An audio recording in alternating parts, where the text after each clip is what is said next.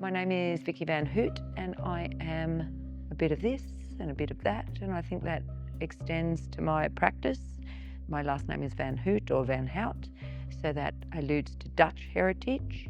My grandmother's family name is Gibson. She married a Winch, but her family name is Gibson, and they're around the Lake Jellicoe, Uabalong area. So that's my mob. I was born in Dharawal country in Wollongong, and I work on Barramadigal land and Gadigal land. So I've been working with my cousin because my cousin is heck funny. She's very funny. And she's always wanted to do, or maybe she's alluded to the fact that she's wanted to do stand-up. For a long time I've wanted to tackle lateral violence, but lateral violence is such a heavy subject, and I have a tendency to make everything comedy.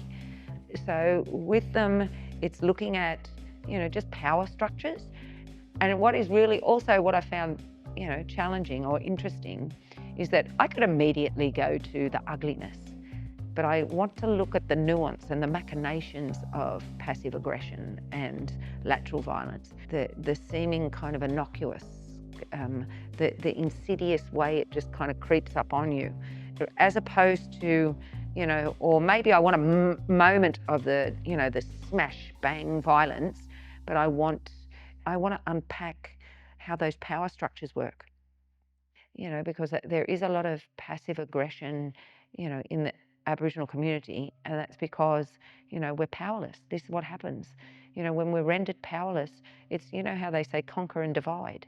So it's this whole dog eat dog kind of thing, and I find that really, that has superseded kind of kinship or something, and the network and the fabric of the dreaming, and how Aboriginal, pre-colonial ways, there was this whole idea that, we were a part of the fabric of life and the fabric of the universe, and not at the apex of anything. And because, every structure is in Occidental Western culture is, man is at the apex, and that everything has to have, right down to the way everything is categorized.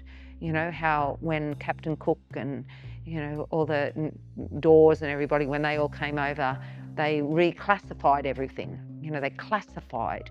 And so the information has gone away from being embedded in narratives, so science being embedded in narratives, to science being something that, it's a group, and it's tables, and it's facts, and it's collating something rather than, so that is interesting. And how do I embody that? How do I come up with personal narratives, but also broad kind of speculative pieces of text? I come up with words first, and whether I use the words or not, I don't know, but the words inform the choreography. So I have a very specific aesthetic. And so every now and again, if I let myself, I'll lean into the aesthetic. And what the text does is it forces me to move out of those patterns. I like to make things. So I have this ethos, busy hands speaking country, so busy hands speaking culture. So there's always some little thing, it doesn't necessarily have to be Aboriginal. So for instance, in this project, we've been making origami boxes and origami shoes, and we've been playing with pieces of paper and setting up an office, setting up an office with paper. And so something will happen with paper, because I really feel like that is, the way that things are documented. It is inherently interdisciplinary. I'm receptive to what anybody says in the room, because I think each time I make a work, it's the sum of the people together, and we're never the same. So that's the only kind of like insurance I have that a work is going to be different from something else. Like the works, you look at one of my works and you look at another one of my works and you go, oh yeah, they're exactly the same, but they are different. Each of them is slightly different from another because they've got a different group of people. But at the same time, I don't make a completely new work. I drag the work up from the past and I put that in the work. So the work is like, my work is like, has its own kind of lineage. I never go like this, oh yeah, I'll throw that away and I'll do something else. So one item could end up in 3 different pieces of work, and they could have 3 different contexts. I find really interesting that I can sit with something for years.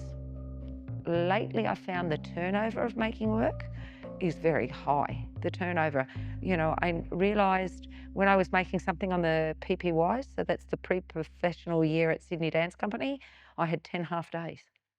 I think I did the same when I was making something on a young company in Canberra, and it's called Quantum Leap, 10 half days. So that's my lifestyle, is fly in, fly out. Although when I make works that are independent, I spend a long time. So I made a work called Long Grass, and I sat on that for about 5 years. And then when I made the work, we had to get the funding so that we could show the long grasses before we did it. So that was a long process. It was a stepped process. It wasn't just like, make it this year, show it that year. We're expected to find the permissions and have the deep and meaningful conversations. So now I see my work not as a finished product. I see my work as the launch pad. So it is the place where protocols are enacted. So it's not the place, it's not the product that occurs after protocols have been, enacted. It's that you're just starting the conversation. And so then somebody comes up to me and they'll say, oh, what you did was maybe not so good or whatever. And so what it does is it gives us an opportunity, it gives the broader community to discuss between themselves, was this right? Was this wrong? What happened? Whereas if you get the permission and you sign, you tick it off and you do everything, then the work that you're making is it's almost like an artifact. It's not this living thing like it is when we're doing traditional songlines. Because when you're doing that, each time you do it, you're affirming something, or you're re-embodying. You're revisiting.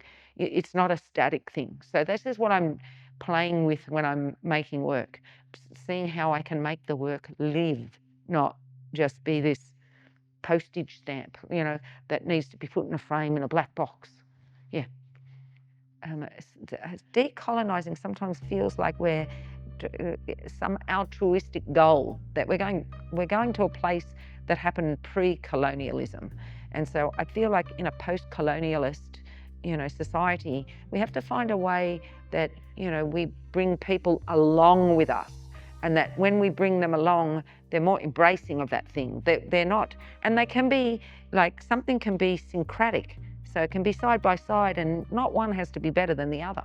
Yeah, at the moment, my language lives inside me, but I've been very lucky because of my association with NAISDA.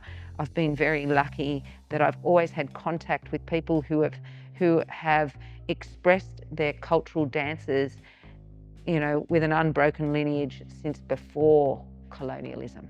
And so while I don't want to ape what they're doing, what it does is it gives me an example. It gives me something that I can go, right, that's what that looked like. What does mine look like? But also at the same time, because it's out there, I still use those languages, because those languages are, they're not the long necks. They're the sickled feet. They're the claws instead of the, the relaxed arm, and there's a whole different aesthetic. So I love that as well. So everything I'm doing, I'm trying to. So it's not just conceptual. Every aspect of my work, I'm going, what does that mean for me as a contemporary Indigenous urban woman? So I'm trying to myth bust as well.